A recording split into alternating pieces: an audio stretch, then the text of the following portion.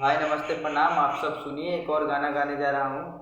वो अंकित लाल यादव का गाना है, तो आप लोग सुनिए, कैसा लगा वैसे कमेंट कीजिएगा। दर्द दिलवा में लेके जियतानी सनम, दर्द दिलवा में लेके जियतानी सनम, तुहर याद में दिनों रात रोवतानी सनम, तुहर याद में दिनों रात रोवतानी सनम।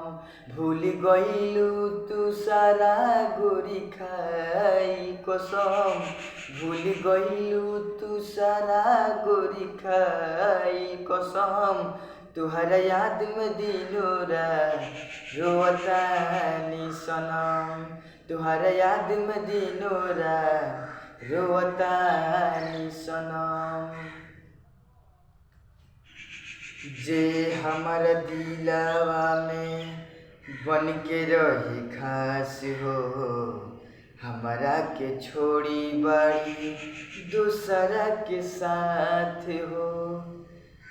जे हमरा दिलवा में बन के रही खास हो, हमरा के छोड़ी बड़ी दूसरा के साथ हो।